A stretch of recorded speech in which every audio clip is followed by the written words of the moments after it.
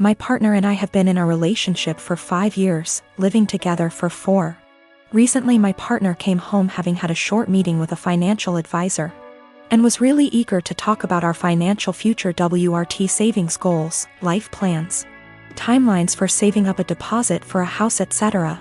This is a conversation I've been trying to have for years with him, so you'd think great, right?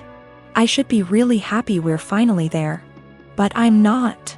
Talking about us going for a meeting with a financial advisor and starting to build towards our future together has given me really cold feet about the relationship. I think part of it is why now? I've been trying to talk to him about this for a really long time. With renewed efforts at the start of this year when I landed my first full-time salaried position and was working out my budget / personal savings goals. Just 4 months ago he wouldn't have a conversation about it. But now that the financial advisor has said the same things, it's obviously something we should be doing and I should just jump on board with? I think if the advice was particularly different to what I'm already planning, I'd be less annoyed. But the advice is the same. There's a certain type of savings account you can start in the UK specifically for saving up for a house. And I've been talking about planning to open one once I'm full-time employed for literally 3 years. And he brought it up like this new, novel idea I'd never heard of. It makes me wonder if he's ever listened to anything I've ever said. He's always been more frightened of commitment / taking the next step. And I've driven that for the majority of our relationship. Become official / exclusive? I pushed for it. Move in together? I pushed for it. Start a joint account for household costs? Me move into a bigger place and buy our own furniture? My call. And every step of the way he's against it and I have to convince him why it's the right decision. I've tried to have this financial future talk for a long time, and also the talk about mapping out what our future plans are together. But he's never wanted to have it. I guess I feel a lot of resentment that he's finally ready to talk about this because someone else has told him it's a good idea. It also brings up a lot of worries I've had about the future that might have been sitting under the surface for a while. Like the marriage and kids talk, I've always been clear about what I want, and he's always vaguely agreed with me. But trying to talk to him about time scales for it is like pulling teeth and always turns into an argument. It's not like I'm saying you have to propose now or I'm leaving or anything.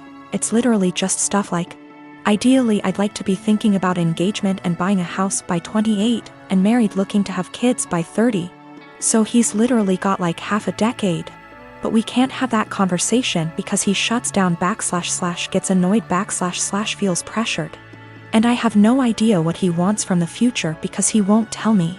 There's a lot of resentment in this post and I feel the need to clarify that I love him. He's my best friend and our day-to-day life is a dream. But I always feel like I'm dragging him into a future he doesn't want. And that he doesn't really trust / listen to me as an equal partner. Until someone else tells him the same things I've been trying to say. I don't want that to be my future. I want someone who has these conversations with me and is excited about taking the next step. This feels like it has been one of the biggest underlying issues in our relationship that we've never been able to address. He doesn't ever really seem to listen to / consider me and often prioritizes his relationships with others. It's like he's expecting that I'll always just be there until he's ready, and that's not a very nice feeling to have. I'm not really sure where to go from here. I guess my big question is how do I move past this resentment into a productive conversation about goals / expectations. I would like to be excited that he's finally ready to take this step together, but I just feel annoyed and uncertain. I would also like to address the issues of not feeling like a priority once and for all, since previous attempts haven't been successful. So I suppose my other question is how do I make our communication better so that we can actually talk about these things and come up with a plan to fix them? My fiancé Ollie and I have been together for 4 years, living together for 2, recently got engaged. Our relationship has been great for the most part. One of the few things we disagree on is animals. I love animals and Ollie feels indifferent towards most animals. To give a little background about me, I've always been an animal lover. Throughout my childhood, my mom hated animals, especially dogs. My mom never let us have any pets and she used to tell us that once we were adults we could have whatever animals we wanted. When I moved away for college, I lived on campus for 4 years, and therefore couldn't have any pets. I've wanted a dog for as long as I could remember, but up until recently it wasn't in the cards for me to have a dog. Ollie and I currently live in a not-so-pet-friendly city for renters. I always lived in apartments that never allowed pets, even with a pet deposit. When Ollie and I met, I told her about wanting to get a dog someday. Ollie told me that she doesn't like a lot of dogs, but would be open to the right dog. This was in the very beginning of us meeting. I basically made it really clear that I will own a dog one day. Throughout our relationship, I would occasionally bring up wanting a dog. Ollie would remind me that our apartment doesn't allow for pets, which was true. Ollie and I agreed that once we moved into a place that allowed for pets, we would look into getting a dog. About 2 months ago, Ollie and I moved into a house just outside of the city we work in. The house is a good size for the two of us, plus extra. The landlord is pet-friendly, and the house has a huge, fenced-in yard. It's a much more residential area, and there's a dog park about 3 blocks from the house. On top of the house being perfect for a dog, I'm in a financial place where I can afford a dog. I make very good money and I don't have to travel for work. I'm mentally prepared for potential pet fees and other expenses for having people watch the dog. Since we're finally settled in the house, I decided to mention to Ollie again about going to the shelter and looking at the adoptable dogs. Only this time, Ollie didn't have an excuse for why we couldn't get one.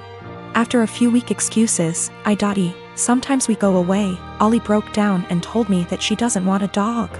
In fact, she's never wanted a dog. She was hoping I would forget about my dreams of wanting a dog. I'm not sure what to do. I'm trying to reason with Ollie, but she said her answer will always be no to a dog. She just doesn't like them and doesn't want them. She basically gave me an ultimatum, either her or my potential dog. I'm feeling shitty about this, because I always made it clear to her that I was going to want a dog someday. I feel like she was banking on something unrealistic, and now she's putting me in a lousy spot. I am a hiring manager at a tech company, and I was hiring for summer internships a little while ago.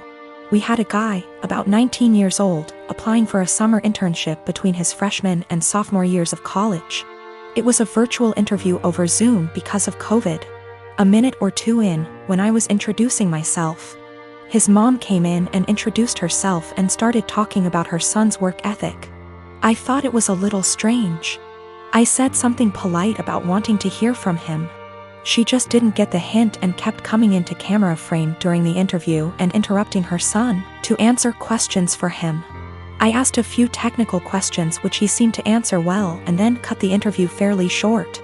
I thought that was all over and done with until I'd gotten an email from a woman, a month later, asking about her son's application. She seemed offended he hadn't gotten an acceptance or rejection. It bothered me. I felt bad for the kid, honestly. Way back when I was a teenager, my mom used to pull the same shit. But luckily she only did that when I was 15 and working for a day camp. Not when I was an adult applying for engineering jobs. But I felt like this poor kid was getting his chances ruined because his mom wasn't giving him the chance to apply on his own. I sent an email back saying I was not at liberty to send information about an application to anybody but the applicant. I also asked HR to send an email to the kid saying sorry, but we were not making him an offer. It is something we usually do, but his rejection email must have slipped through the cracks with all the COVID craziness. Anyway, after we sent that, I got a phone call from his mom. She had a forwarded copy of the email, and she was demanding answers. I said that I could not comment on the guy's performance in the interview to her as she was not the applicant. If he wanted to reach out to me, I was happy to give him some feedback. However, I could say that regardless of his performance, her presence in the interview took him out of consideration for the position. We were looking for an independent and self-driven person for the position, and for that reason, it is important to see an applicant speak for themselves, follow up themselves, etc. I also said that, as a piece of advice, every hiring manager I've met in my career who sees someone other than the applicant answering questions during an interview, following up on the applicant's behalf, etc., would also put their resume in the do not hire pile.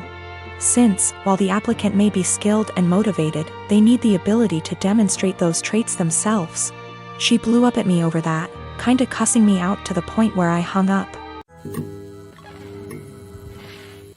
My son is almost 17.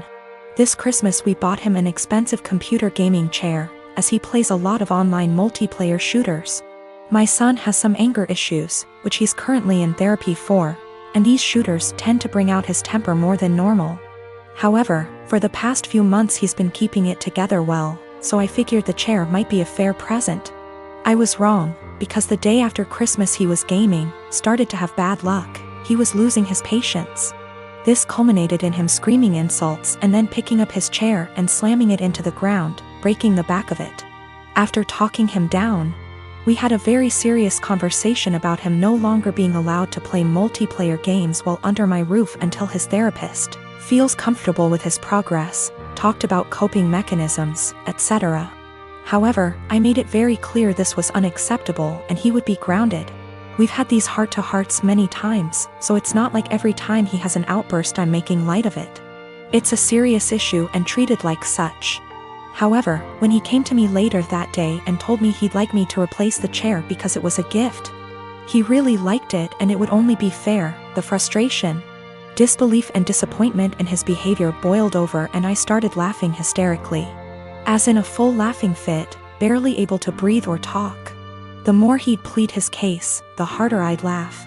Repeatedly asking him how it was fair in his mind to have me replace a gift I paid for that he broke in anger. This obviously pissed him off more, which led to him getting emotional, but I just couldn't seem to stop myself.